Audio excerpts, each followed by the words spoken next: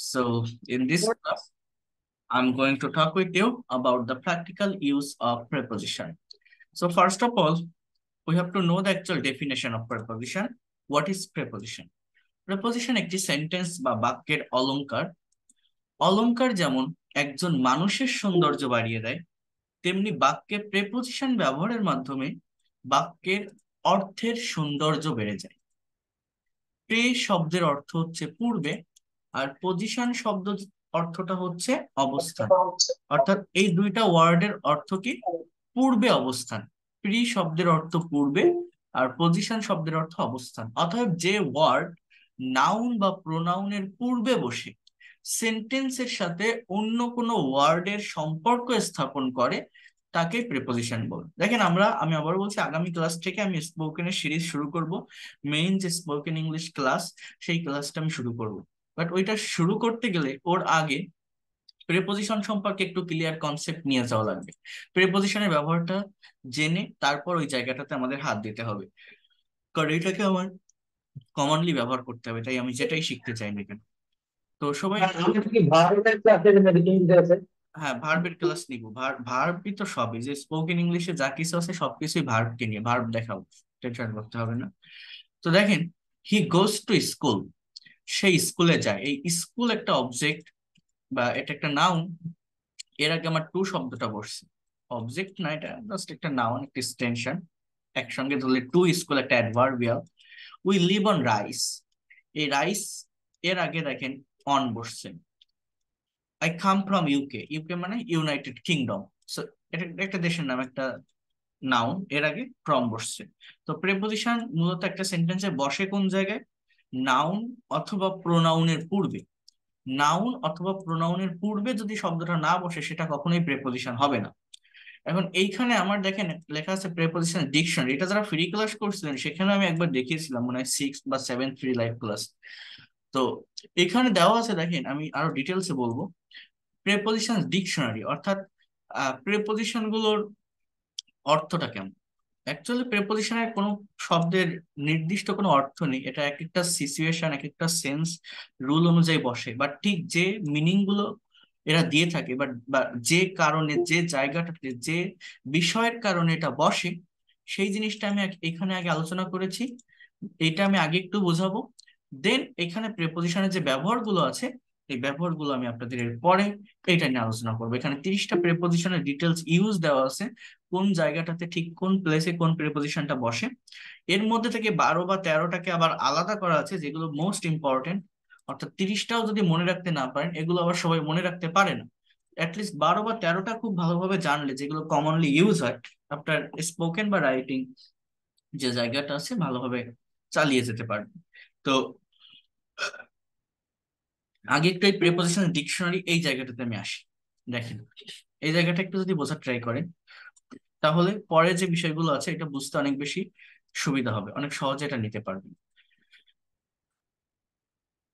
প্রথমে দেওয়া আছে টু, এই শব্দটার ব্যবহার।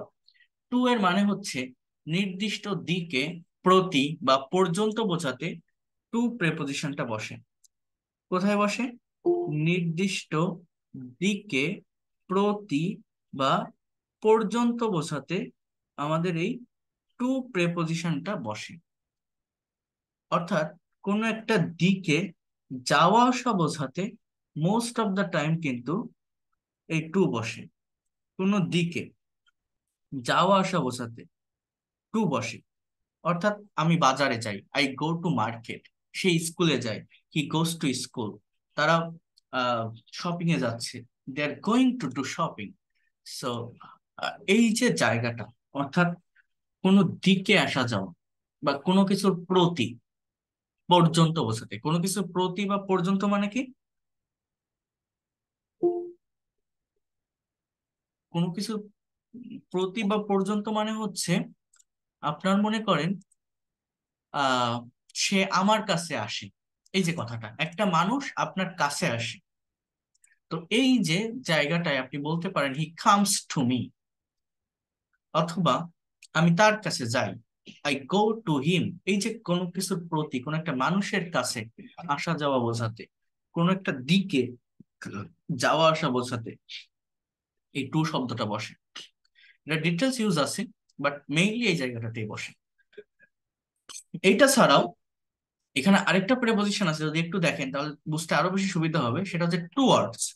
এটা হয়তো একটু আপনার কাছে আনকমন লাগতে পারে বা একটু আনফ্যামিলিয়ার লাগতে পারে, বাট এটাও মোস্ট ইউজেবল একটা প্রেপোজিশন যেটাকে আমরা কমনলি ইউজ করে থাকি। যেমন দেখেন, এইমাত্র আমি অন্য ব্যাচের একটা টপিক পড়াচ্ছিলাম, একটা প্রেজেন্ট স্পিকিং টপিক, সেখানে টুয়ার্ডস শব্দটা ছিল। কোথায় ছিল জানো? এই দেখেন, we can go towards the better for change by taking proper education. এটা আমি একটু আগে লিখছি, এই যে লেখাগুলো না, আমি কিন্তু একটু আগে আরেকটা ক্লাস শেষ করছি, সেইখানে লেখা। তো এই যে টুয়ার্ডস শব্দটাকে আমি এখানে লিখছি, এই টুয়ার্ডসটাকে এটা একটা প্রেপোজিশন, কমনলি ব্যবহার করা হয় বিভিন্ন জায়গায় বা অনেক ক্ষেত্রে। এই দেখেন, এই যে টুয়ার্ডস, তো কমনলি এটাকে ব্যবহার করতে হয়। তো এখন এই টুয়ার্ডস এর ব্যবহারটা কেমন হয়, এইসব বিষয় সবাইকে দেখায় গিয়ে তারপরে কিন্তু এই যে যেটা কেবল দেখালাম না, এই প্রেজেন্টেশন, এই জায়গাটাতে আসা লাগে। এটা অতটা সহজ নাই ল্যাঙ্গুয়েজটা।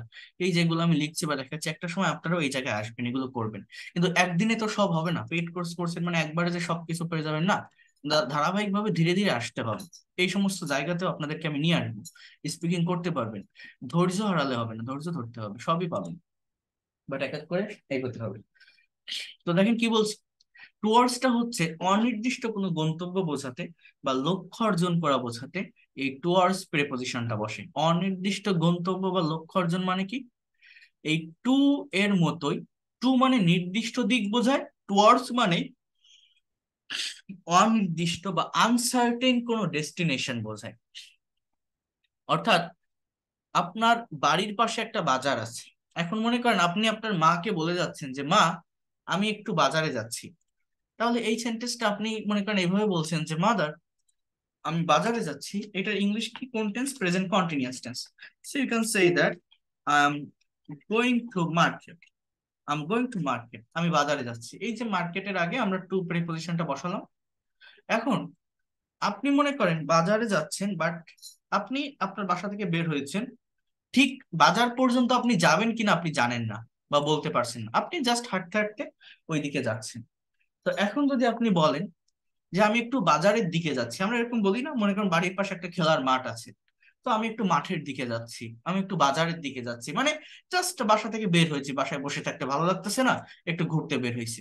যে একদম যে ইম্পর্টেন্ট কোনো কাজ আছে বা ঠিক বাজারেই আমি যাব, এরকম না। বাট বাসা থেকে বের হয়েছি, ওইদিকে যাচ্ছি, বাজার পর্যন্ত যেতেও পারি, মাঝপথে ফিরেও আসতে পারি। যদি এইরকম কোনো ডেস্টিনেশন থাকে, অর্থাৎ আনসার্টেইন, যেটা অনির্দিষ্ট, যে জায়গাটাতে আপনি শিওরলি যাচ্ছেন কিনা জানেন না, এইখানে টু এর পরিবর্তে টুয়ার্ডস কে ব্যবহার করতে হয় এইভাবে, I am going towards market. I am going to market, এই টু এর জায়গায় I am going towards market, অর্থটা কি? আমি বাজারের দিকে যাচ্ছি। সেরকম অনির্দিষ্ট বা আনসার্টেন কোনো গন্তব্য বোঝাতে অথবা লক্ষ্য অর্জন করা বোঝাতে। লক্ষ্য অর্জন করা মানে কেমন জানেন? এই যে একটা সেন্টেন্স কেবল দেখালাম না, এই যে প্যাসেজ থেকে, যে we can go towards the better for change by taking proper education. এর বাংলা অর্থটা হচ্ছে আমরা সামনের দিকে যেতে পারি ভালো মানে ভালো কিছুর পরিবর্তনের জন্য, ভালো শিক্ষা গ্রহণের মাধ্যমে মানে প্রপার এডুকেশন গ্রহণ করার মাধ্যমে। অর্থাৎ আমরা যদি ভালো একটা শিক্ষা গ্রহণ করতে পারি, আমাদের দেশটাকে বা সমাজটাকে বদলাতে পারি, নতুনত্বের দিকে নিয়ে যেতে পারি, সবকিছুকে আরো আধুনিক বা মডার্ন করতে পারি। এই যে একটা লক্ষ্য, এই লক্ষ্যটাকে অর্জন করা বা লক্ষ্যটাকে সিলেক্ট করা, এইটাকে ইন্ডিকেট করার জন্য এই টুয়ার্ডসটাকে বোঝায়। মানে টুয়ার্ডস মানেই কোনো একটা দিকে যাওয়া বোঝায়, বাট ওই দিকটা একদম যে শিওরলি হয় এরকম না, ওটা হচ্ছে আনসার্টেইন থাকে, অনির্দিষ্ট কোনো গন্তব্য বোঝাতে বা লক্ষ্য, এইরকম সেন্সেই আর কি টুয়ার্ডস এর ব্যবহার হয়। এরপর দেখেন অ্যাট। অ্যাট হচ্ছে স্থান বা সময় বোঝাতে মেইনলি বসে। সাধারণত নির্দিষ্ট সময়ের পূর্বে অ্যাট প্রিপোজিশন বসে, এটাও আমি আগেও বলছি। নির্দিষ্ট সময় জিনিসটা কি? সার্টেন কোনো টাইম বা শার্প টাইম বোঝাতে অ্যাট প্রিপোজিশন বসে। যেমন এই যে আমি ক্লাস নিচ্ছি, আমি যদি বলি আমি আজ রাত 9টায় আপনাদের ক্লাস নিব, সো এই কথাটা আমি ইংলিশে কিভাবে বলি? যে I will take your class at 9 p.m. today. At 9 p.m. এই যে আমি 9টায় ক্লাস নিব, so will take your class at 9 p.m. এই যে 9টা একটা সার্টেন টাইম, এরকম 9টা 10টা 11টা 12টা 9:30 9:30, হ্যাঁ। সো এরকম ভাবে আপনার সার্টেন কোন টাইমকে যদি মেনশন করতে হয় অ্যাট বসে। যদি বলেন আমি প্রতিদিন সকাল 10টায় অফিসে যাই, just I go to office at 10 a.m. Every day. So এরকম অ্যাট প্রেপোজিশনটা সার্টেন টাইমের আগে বসাতে হয়।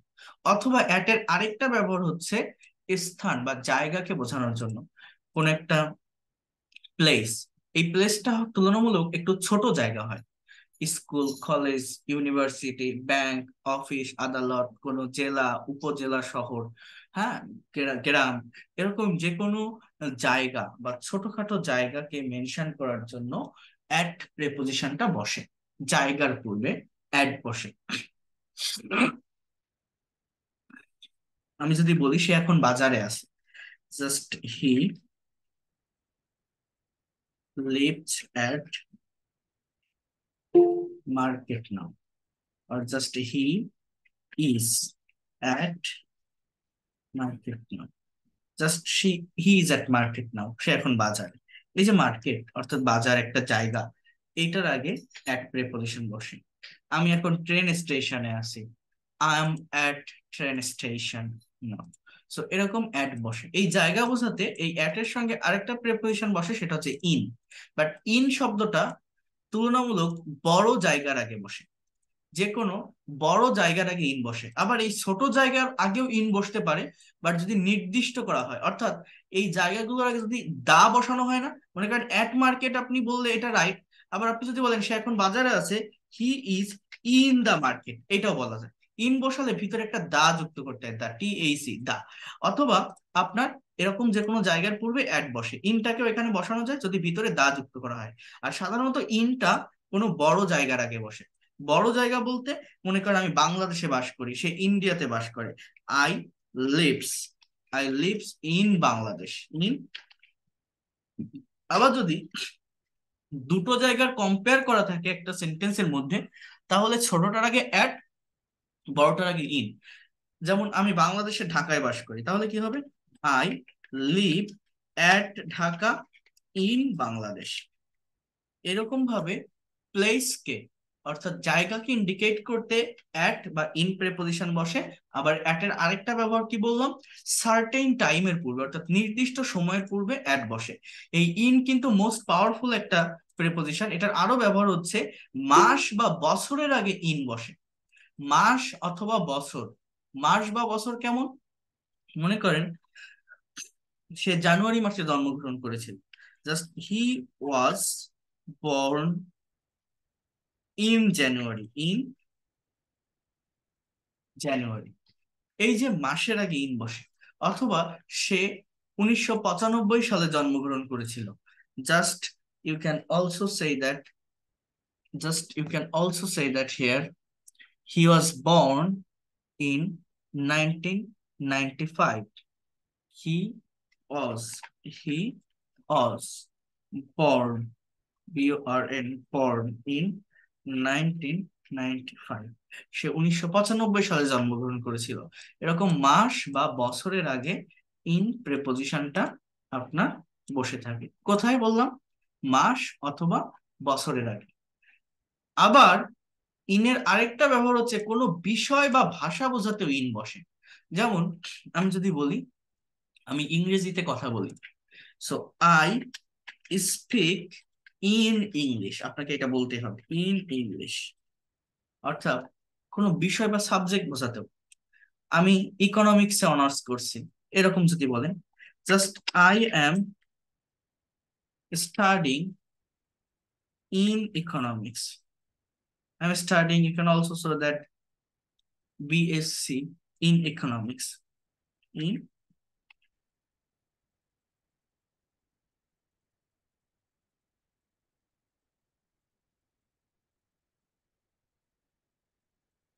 তো এরকম ভাবে কোনো সাবজেক্টের আগে অথবা কোনো ভাষার আগে, আমি বাংলায় কবিতা লিখি, just I write poems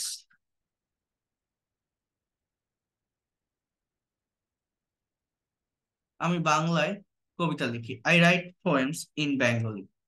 so এইভাবে কোনো বিষয় অথবা ভাষা বোঝাতে তার আগে ইন প্রেপোজিশন বসে, কোনো মাস বা বছরের আগে ইন বসে, কোনো বড় জায়গার আগে ইন বসে। এই ইন একটা পাওয়ারফুল প্রেপোজিশন।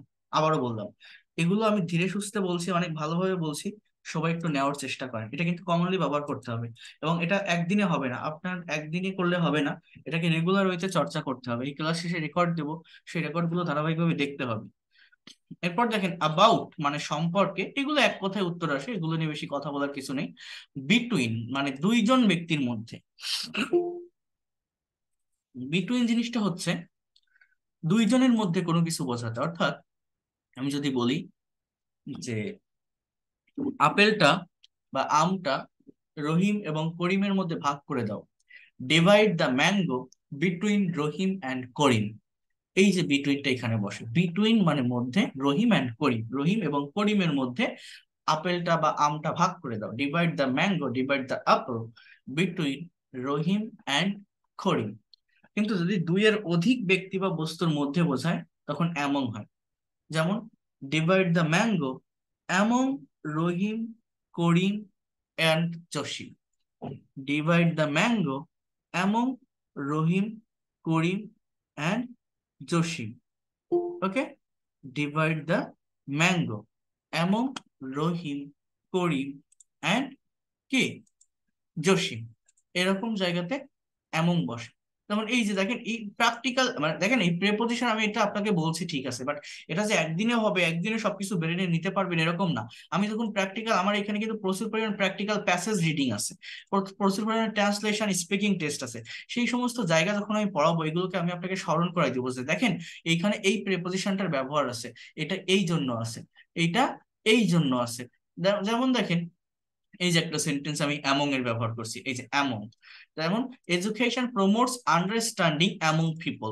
অর্থাৎ এডুকেশন, শিক্ষা মানুষের মধ্যে বোঝাপড়াটা তৈরি করে, ভালো বোঝাপড়াটা তৈরি করে। এই যে পিপল মানে অনেক মানুষকে বোঝাচ্ছে, এই যে অনেক মানুষ বোঝাতে এই অ্যামং শব্দটা ব্যবহৃত হয়। অ্যামং মানে মধ্যে, অনেকের মধ্যে বোঝাপড়া তৈরি করে। কিন্তু এখানে যদি দুইজন মানুষ থাকতো, যে education promotes understanding Rahim and Karim, তখনও তো এরকম বিটুইন রহিম অ্যান্ড করিম। এখানে পিপল, হ্যাঁ, একটা প্লুরাল সাবজেক্ট, মানে প্রচুর মানুষকে বোঝানো হচ্ছে, এই জন্য এমন শব্দটা বসছে। সো এরকম জায়গাতে মূলত প্রেপোজিশন বসে একটা নাউনের আগে। এগেইনস্ট মানে বিরুদ্ধে, অ্যাক্রস মানে অতিক্রম, আফটার মানে পরে, বিফোর মানে আগে।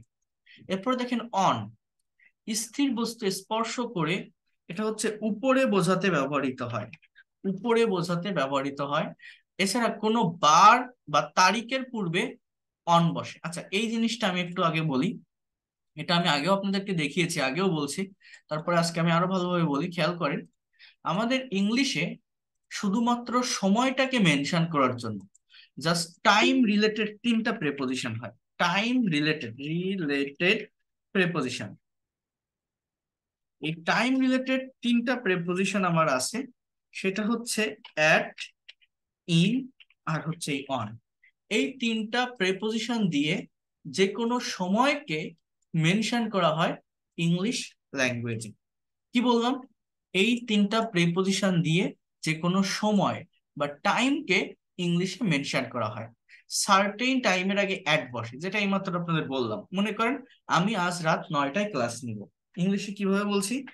I will take your class at 9 p.m. today.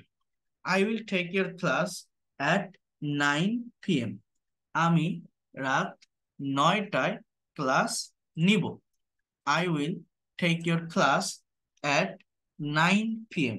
আমি রাত 9টায় ক্লাস নিব। কি বলছি? I will take your class at 9 p.m. এই যে at 9 p.m. সার্টেন টাইমের আগে at শব্দটা আমার বসছে। এখন আমি কি বলছি? টাইম রিলেটেড প্রেপোজিশন, টাইমের আগে অ্যাট। আর ইন শব্দটা বসছে কোথায় বললাম এইমাত্র? মাস বা বছরের আগে। যেমন এর আগেও আমি এই সেন্টেন্সটা বলছিলাম আপনাদের। আমি যদি বলি 1952 সালে ভাষা আন্দোলন সংগঠিত হয়েছিল। এই সেন্টেন্সটার ইংলিশ কেমন হয় জানেন? এটা একটা প্যাসিভ ভয়েস, রিটেন ইংলিশ বেশিরভাগ প্যাসিভ ভয়েসে হয়। Language movement was organised, language movement ভাষা আন্দোলন ওয়াজ অর্গানাইজড ইন 1952, 1952 সালে হয়েছিল। এখন আমি যদি বলি ফেব্রুয়ারি মাসে আন্তর্জাতিক মাতৃভাষা দিবস পালন করা হয়, এটার ইংলিশ কি জানেন? দেখেন, international mother language day, international mother language day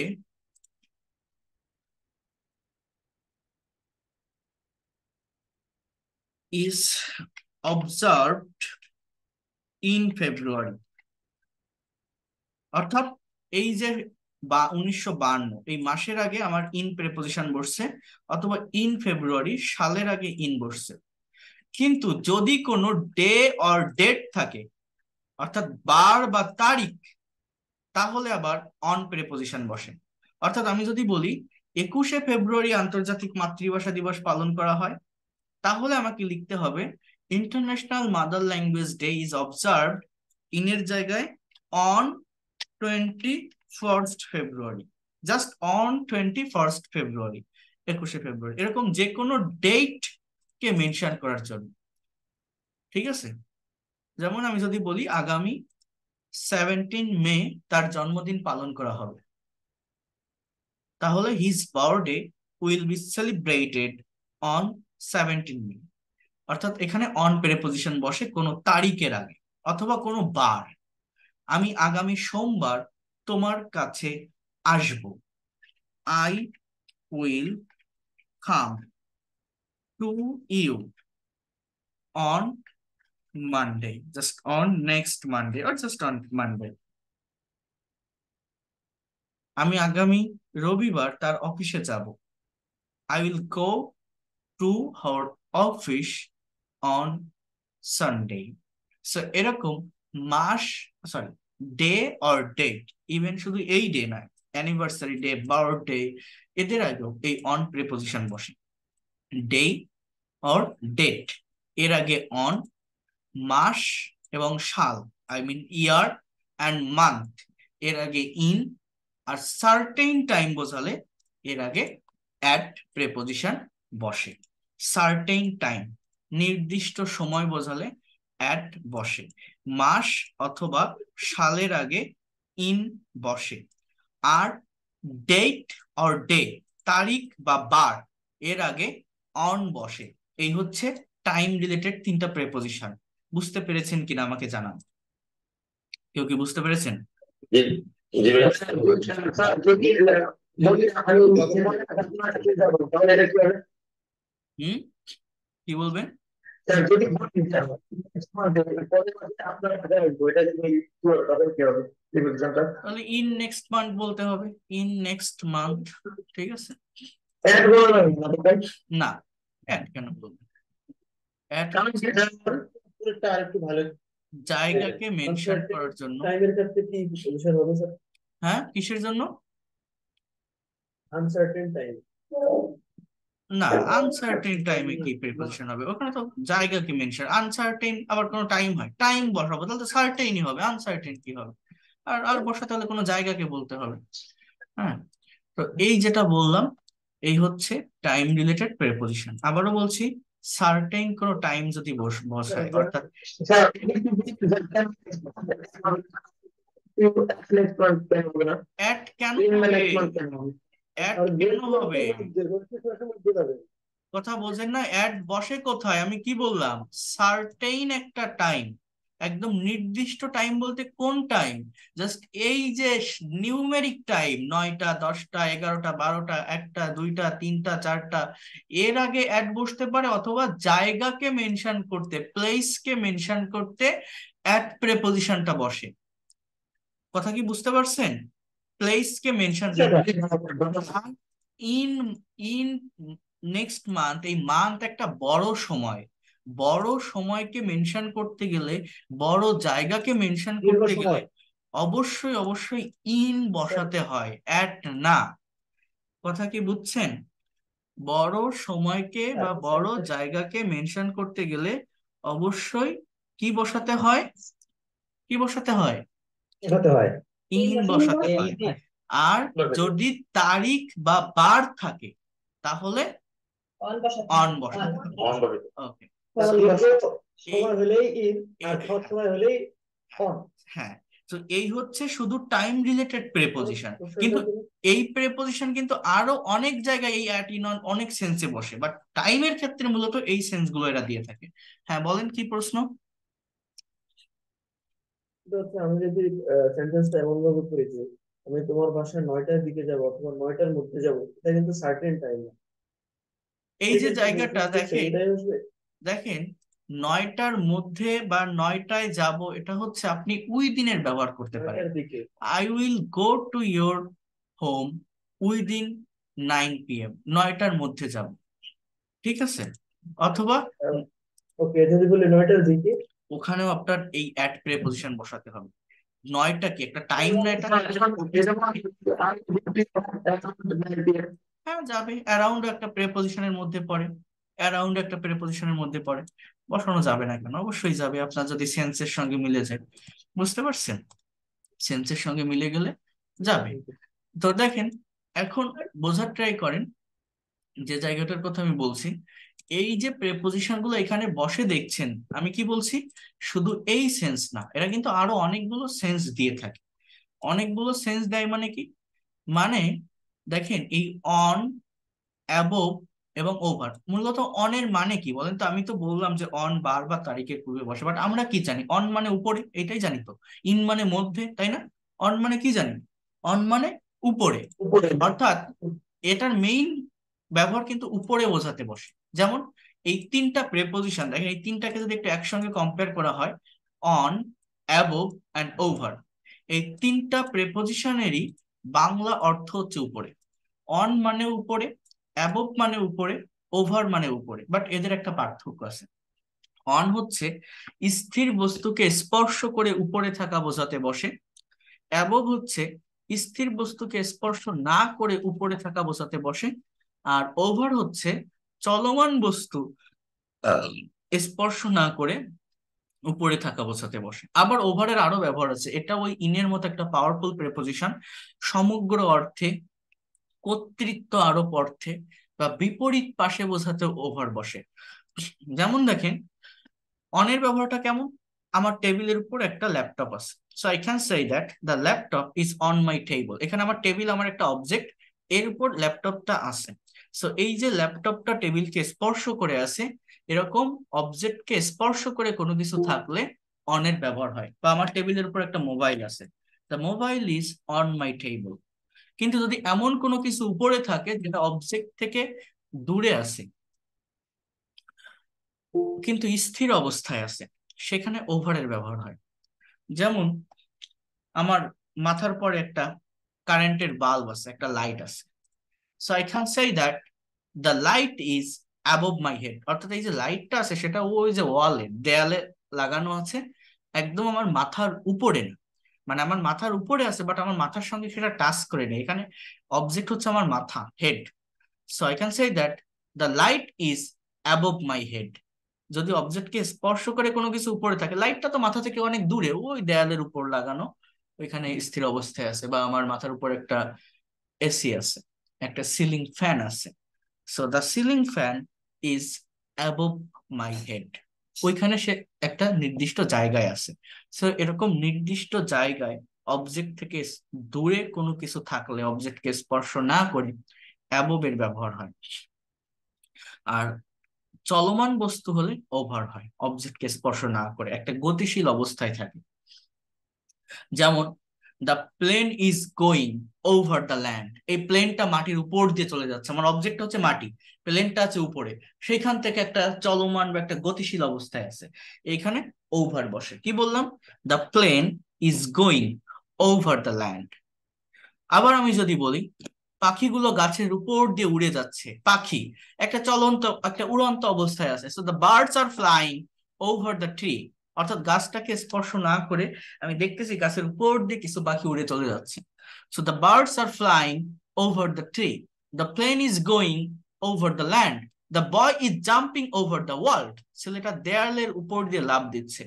so অবজেক্টকে স্পর্শ না করে উপরে চলমান অবস্থায় কোনো কিছু থাকলে ওভার বসে, অবজেক্টকে স্পর্শ না করে উপরে স্থির অবস্থায় কোনো কিছু থাকলে অ্যাবভ বসে, অবজেক্টকে স্পর্শ করে উপরে কোনো কিছু থাকলে অন বসে।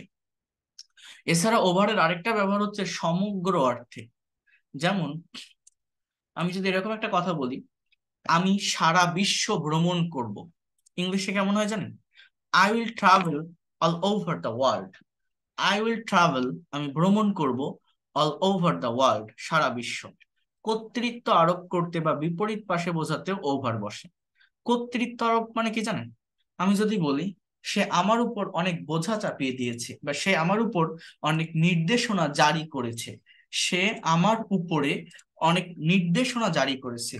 হি imposed, he IMPOSED, he imposed many rules over me, সে আমার উপর অনেক রুল জারি করেছে। হি imposed many rules over me, এই জায়গাটা ওই কর্তৃত্ব আরোপ করা বোঝায়।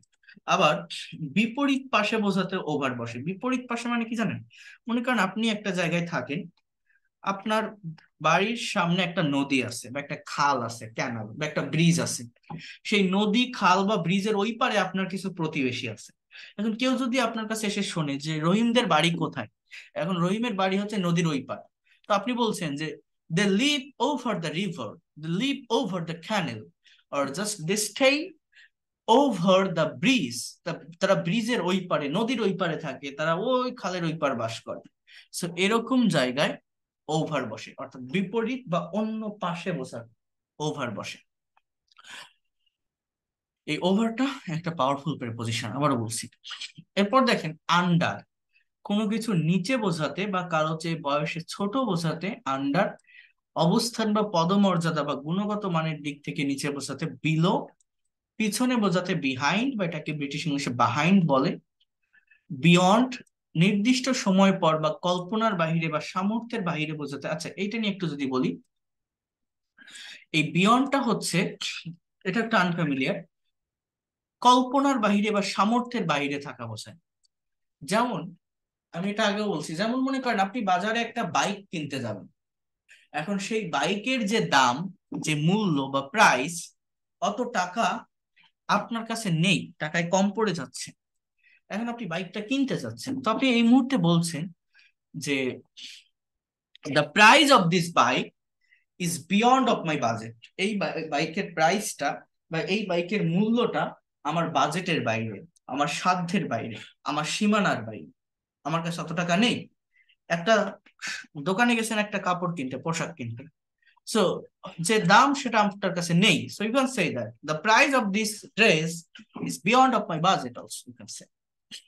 এরপর আছে ইনটু, প্রবেশ বা গতিশীল অবস্থা, রূপ পরিবর্তিত হওয়া বা দলে দলে ভাগ হওয়া। এই প্রত্যেকটা আমি যেগুলো বলছি এক্সাম্পল লেখা আছে, আমি লিখে দিচ্ছি না, এই জন্য এই নিচেই সবকিছু দেওয়া আছে, ইন ডিটেলস এগুলো পড়লে আপনারা বুঝতে পারবেন, ঠিক আছে? সব দেওয়া আছে এইখানে, আগে একটু দেখেন।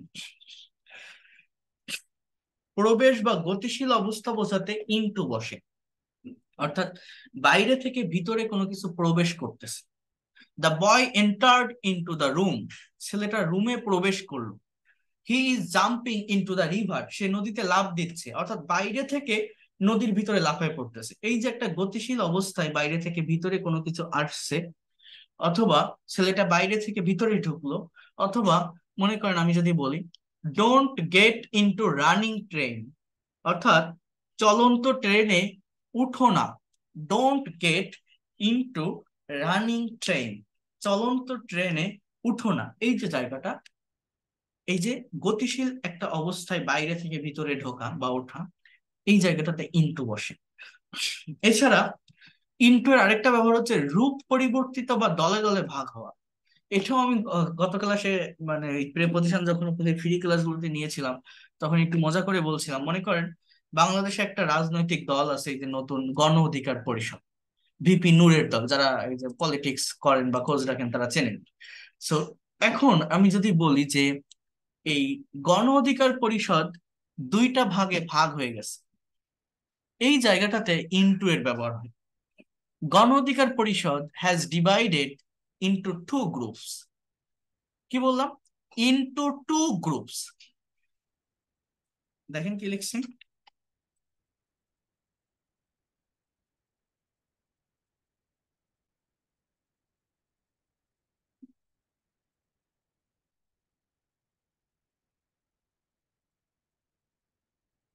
এই যে সেন্টেন্সটা লিখলাম, এইরকম পরিবর্তন হওয়া বা ভাগ হওয়া বোঝাতে ইনটু বসে।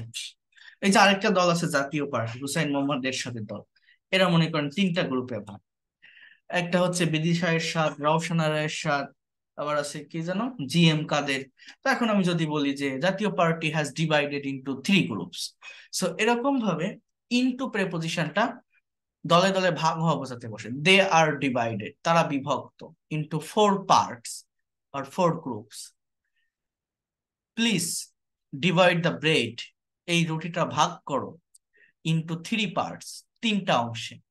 এরকম কোনো কিছু ভাগ হওয়া বোঝাতে ইনটু প্রেপোজিশন বসে। অথবা বাইরে থেকে ভিতরে ঢোকা, প্রবেশ বা গতিশীল একটা অবস্থায় বাইরে থেকে ভিতরে কেউ আসছে বা কোনো কিছু আসা যাওয়া বোঝাতে ইনটু বসে। এই দেখেন উইথ, এই উইথ শব্দটা হচ্ছে কোনো কিছুর সাথে বা কোনো বস্তু দ্বারা বোঝাতে ব্যবহৃত হয়। দেখেন এই জায়গাটায় অনেকে ভুল করে। উইথ মানে কি? কোনো কিছুর সাথে বা কোনো বস্তু দ্বারা। অর্থাৎ এই উইথ এর মানে কি জানেন? যেমন আমি কলম দিয়ে লিখি, I write with this pen. এরকম একটা সেন্টেন্স আমি যদি লিখি, আই রাইট, আমি লিখি, উইথ দিস পেন, আমি এই কলমটি দিয়ে লিখি। সো এইখানে আমি এই যে উইথ এর ব্যবহার করলাম। দেখেন এখানে আমি আরেকটা প্রিপোজিশন ফার্স্টে বলছি না, টু। এই টু এর মানে বলছিলাম যে কারো দিকে, প্রতি বা পর্যন্ত বোঝাতে টু বসে। সো এরকম একটা কমন মিস্টেকের একটা কোশ্চেন আছে বিসিএস এ, আমি এই ফ্রি ক্লাসে মনে হয় বলছিলাম আপনাদের। সেটা হচ্ছে, মনে করেন আমি এরকম একটা সেন্টেন্স লিখলাম, এই সেন্টেন্স দুইটা হচ্ছে এরকম, she married to her teacher. অর্থাৎ সে তার শিক্ষকের সাথে বিয়ে করেছিল, বা সে তার শিক্ষককে বিয়ে করেছিল। She married with her teacher, মানে তার শিক্ষক হচ্ছে তার হাজবেন্ড। এখন এখানে একটা জায়গায় টু প্রেপোজিশন লিখছি, আরেকটা জায়গায় উইথ প্রেপোজিশন লিখছি। এখন এই দুইটার ভিতর কোনটা ঠিক হবে? বাংলা অর্থটা হচ্ছে সে তার শিক্ষককে বিয়ে করেছিল বা সে তার শিক্ষকের সাথে বিয়ে করেছিল, অর্থাৎ তার শিক্ষক হচ্ছে তার হাজবেন্ড।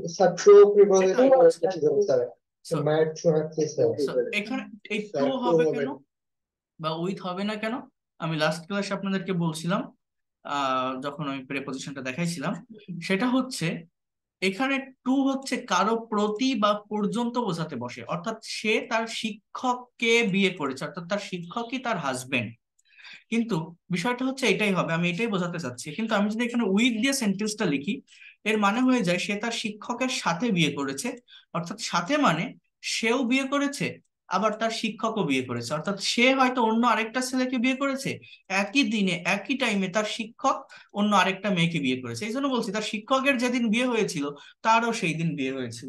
তো সে তার শিক্ষকের সাথে বিয়ে করেছে, এরকম একটা সেন্স হয়ে যায়। অর্থাৎ এই উইথ কিন্তু পাশাপাশি থাকা একটা সেন্স দেয়, কোনো কিছু দিয়ে বা সাথে বোঝায়।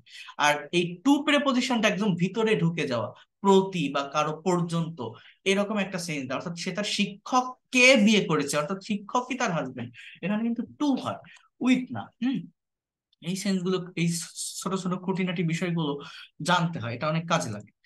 এরপর দেখেন বাই, অন্যের দ্বারা নির্দিষ্ট সময়ে পরিমাণ, নির্দেশ এবং একটি বস্তুকে আরেকটি বস্তুর পাশে বোঝাতে বাই বসে। ডিউরিং মানে কোনো সময় ধরে বা নির্দিষ্ট মুহূর্ত বোঝাতে ডিউরিং বসে। ফর মানে জন্য বা কারণ।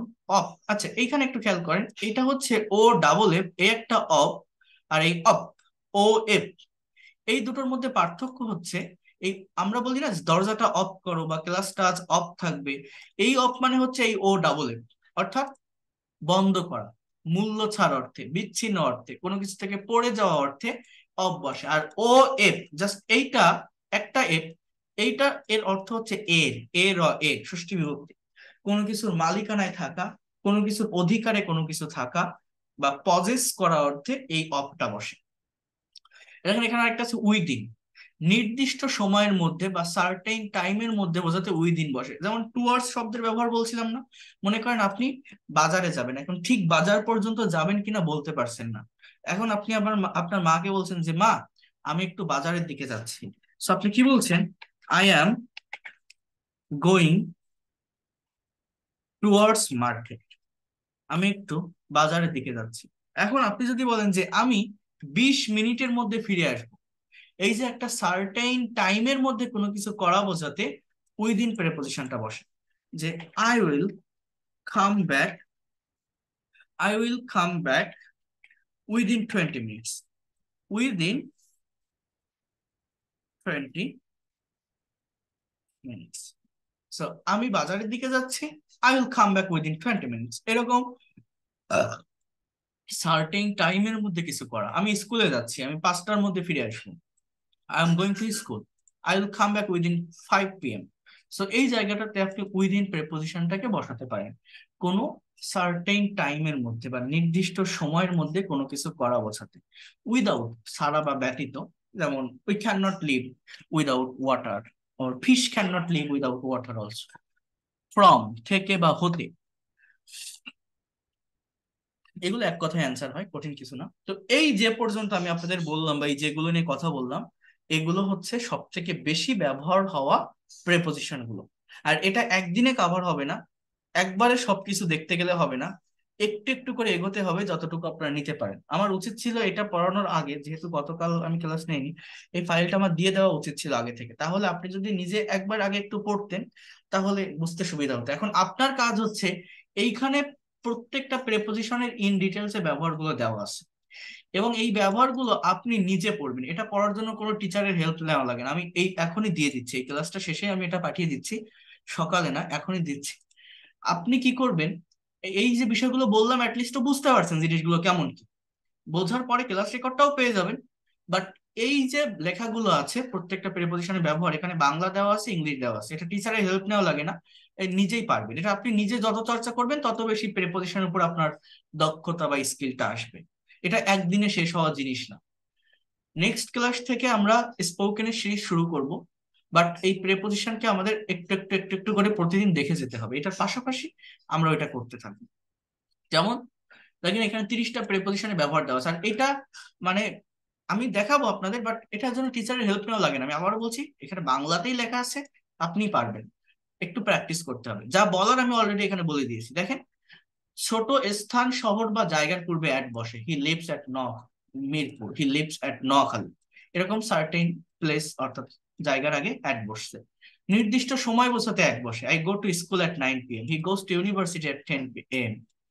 দূরত্ব বোঝাতে অ্যাট বসে, এই হচ্ছে একটা আরেকটা ব্যবহার ডেস্টিনেশন কে মেনশন করার জন্য। Dhaka is at 200 kilometre from here, Dhaka এখান থেকে 200 কিলোমিটার দূরে। Sylhet is at 100 kilometre from here, Sylhet এখান থেকে 100 কিলোমিটার দূরে। দামের পূর্বে অ্যাট বসে, পটেটো সেলস অ্যাট 50 টাকা per KG, apple sales at, apple 150 টাকা করে কেজি বিক্রি হয়। সো এই যে জায়গাটাতে আমার অ্যাট প্রেপোজিশন বসে।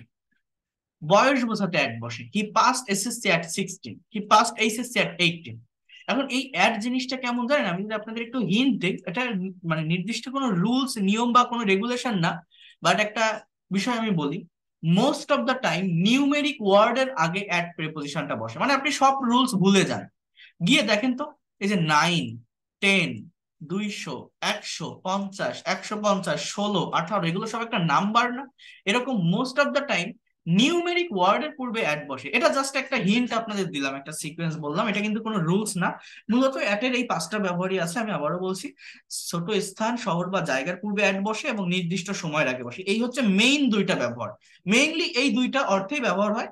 এছাড়া দূরত্ব বোঝাতে, কোনো কিছুর দামের পূর্বে বা কোনো একটা বয়স বোঝাতেও এই অ্যাট প্রিপজিশনটা বসে। এরপর দেখেন অন, এগুলো আমার বোঝানো না, এগুলো আপনাদের উপর ডিপেন্ড করবে। আপনি নিজে যদি এখানে টাইম দিতে পারেন, রেগুলার ওয়েতে একটু প্র্যাকটিস করতে পারেন, আমি দেখাবো, আমার উচিত ছিল আগে থেকে এটা দিয়ে দেওয়া, তাহলে এগুলো বোঝাতে আরো সুবিধা হতো। আর নিজে থেকে একটু করতে হবে। কোনো কিছুর উপর সংলগ্ন বোঝাতে অন বসে, যেটা অবজেক্টকে স্পর্শ করে থাকে, এগুলো আমি অলরেডি বলে দিয়েছি, এই ক্লাস রেকর্ডটাও দেখবেন, ক্লিয়ার হয়ে যাবে। যেমন keep the mobile on the table, এই যে এটাও আমি বলছি, বার দিন বা তারিখের পূর্বে অন বসে। যেমন I went there on Saturday, আমি শনিবার সেখানে গিয়েছিলাম। He will come here on 17 June, সে জুনের 17 তারিখে এখানে আসবে। এখন এই 17 তারিখ না বলে আমি যদি বলতাম সে জুন মাসে এখানে আসবে, তাহলে কি হতো জানেন? He will come here in June. নদীর তীর বোঝাতে অন বসে। Dhaka is on the Buriganga, Dhaka Buriganga নদীর তীরে অবস্থিত। Khulna is on the Rupsa, Sylhet is on the Surma, Chittagong is on the Karnaphuli. এরকম নদীর তীর বোঝাতে অন প্রেপোজিশনটা বসে। নির্ভরতা বোঝাতে অন বসে। We live on rice, he lives on his father, সে তার বাবার উপর নির্ভর করে বাঁচে। আমরা ভাত খেয়ে বেঁচে থাকি, ভাতের উপর নির্ভর করে বাঁচি। ফ্লোরের সংখ্যা বোঝাতে অন বসে। মনে করেন আপনি নতুন একটা ইউনিভার্সিটিতে, একটা কলেজে ভর্তি হলেন, কেউ আপনি নতুন গেছেন, সেখানে বড় বড় বিল্ডিং, আপনি যদি বলেন do you know where is our class, so opponent থেকে যদি এরকম একটা অ্যান্সার আসে যে the bank is or our class is on the third floor, এরকম on the third floor, the bank is on the fifth floor, এরকম ফ্লোরের সংখ্যা বোঝাতে অন বসে। ইনের ব্যবহার, বড় স্থানের পূর্বে ইন বসে। I live in Bangladesh, I live in India. দুইটা জায়গার কম্পেয়ার করা থাকলে বড়টার আগে ইন, ছোটটার আগে অ্যাট। যেমন I live at Dhaka in Bangladesh, আমি বাংলাদেশের ঢাকায় বাস করি। কোনো বিষয় বা ভাষা বোঝালে ইন বসে। I রোট a poem in Bengali, এগুলো আমি অলরেডি বলে দিয়েছি। দেখেন এখানে আপনার নিজের প্র্যাকটিসের বিষয়, আপনি আপনার নিজেরা একটু চর্চা করবেন, একটু দেখবেন এগুলো। নিজেরা আগে দেখেন একবার, আমার উচিত ছিল আগে দিয়ে দেওয়া। একটু দেখে তারপর যদি কোথাও প্রবলেম ফেস করেন বা যদি মনে করেন যে আমার এই জায়গাটা আমি বুঝতে পারছি না বা সমস্যা হচ্ছে, আমাকে বলবেন, নেক্সট ক্লাসে আমি এটা সলভ করে দিব। তাহলে বেশি ভালো হবে। তাহলে হঠাৎ করে আমি দেখাচ্ছি, এটা বুঝতে একটু সমস্যা হবে। বুঝতে পারছেন আমি কি বলছি? কথাগুলো বোঝা গেল?